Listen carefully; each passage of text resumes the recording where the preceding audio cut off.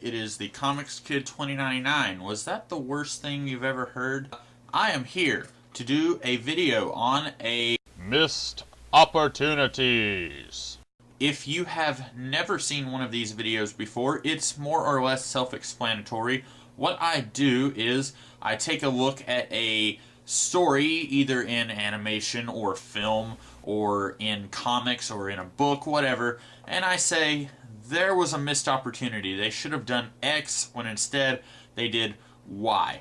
The last two missed opportunities that I have done were both about the animated television show Batman Beyond. The show started in the late 90s and ended in the very early 2000s, and the last two that I did both concerned Terry McGinnis's love life, and how I was saying he basically just needed to stop dating Dana and start dating some other girl. I talked about both of those before, and you can go back and watch those anytime you want.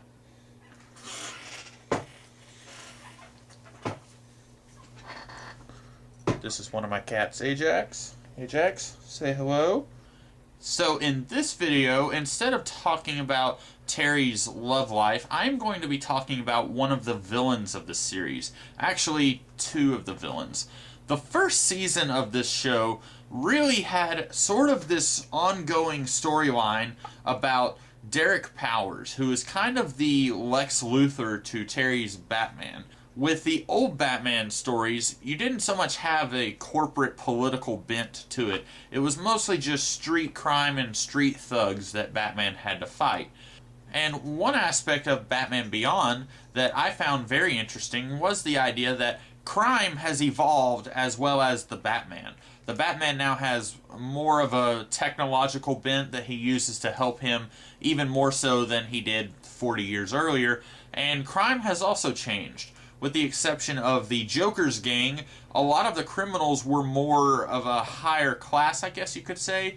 A lot of them were directly tied to Derrek Powers and kind of his corporate espionage and his goal to kind of take over Wayne Enterprise entirely. Eventually, Derrek Powers was phased out of the series in I don't know if it was a two-part episode or a one-part episode, but basically, you find out that Derrek has a son who's about 20-ish years younger than him, and this son is named Paxton. And Paxton, when you first see this guy, you're thinking, okay, even though he's running a subsidiary of the Powers company, he's not as bad of a guy. He seems like he's more or less a decent fellow. And then the big twist in the episode happens when you find out that Paxton is maybe even worse than Derrek. He is brought in to kind of represent Derrek, because if you haven't seen the series, Derrek Powers was also the supervillain known as Blight. He had this radiation that just kept emitting from his skin, and he had this sort of fake skin that he had to put on, and it would only last about 24 hours before the radiation would kind of destroy it. So he could go to business meetings and stuff, but then he would have to go back to his lab and kind of reapply his skin. And basically his power was getting stronger, and he was no longer able to go out into the business world because of his powers, I guess, getting stronger, and he would look like a supervillain and people wouldn't take him as a businessman anymore. Well, Paxton, in a particularly devious move, he basically outs his father as a supervillain by hiring this guy to come in and kind of agitate Derrek Powers to the point where his powers would reveal himself to everyone there in the room and then everyone in the world. It's a very interesting episode, the way Paxton is kind of manipulating his father and he's manipulating Batman. And then the episode ends with Batman telling Paxton, "You made an enemy today." And Paxton says, "Oh, I'm really terrified of a man dressed as a bat." And Batman says, "Oh no, I'm not talking about me. Your father is still out there somewhere, and he's going to come after you." And it kind of ends on that note. The problem is, after the first season of this show, it didn't really ever come back to the whole corporate side of this series.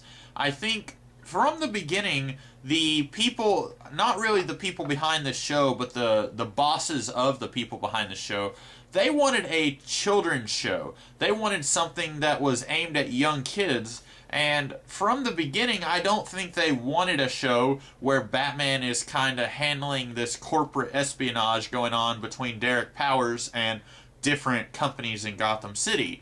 So after a season, I'm pretty sure the people who were over the people making the show, they were like, let's tone down all of the Powers stuff and let's kind of make this show more of a high school show. So if you go and watch this show, almost everything else that happens in the rest of the series is more centered around Batman as a, I don't want to say, it's not like Buffy, but they definitely, in the commentary, one of the people behind the show, they mentioned that that was sort of an influence where you've got Batman going to school and then there's all these different foes that he has to fight that are kind of connected in and around his school. I know that Paxton did show up at least once after the season 1 finale, but he was not a major character. And basically my missed opportunity is, in my opinion, making Batman be more involved in the corporate world I thought was very interesting.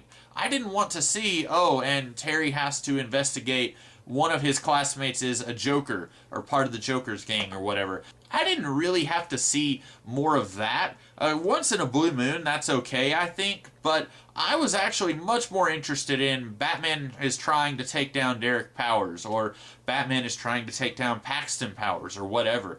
And I think that they could have done more with Paxton Powers than what they did. I definitely think they could have, at the very least, resolved the storyline with Derrek Powers. Is he still alive? Is he going to try and come after Paxton Powers? Is Batman going to try and protect Paxton, even though Paxton is a scumbag? These are some things I think they could have done. So that is basically my missed opportunity. Taking Batman out of the corporate world, I think, was a big misstep for the series. I'm not saying that it turned the series into a lesser show. I just think that the show could have been even better than what it was if they had done more of what they did in season 1 throughout the rest of the series. What do you guys think? Do you agree with me? Do you disagree with me? I would love to see what you think in the comments below, or you can make a video response. I encourage you to do that, and I will see you guys later with some other kind of video. I will see you then. Have a good day.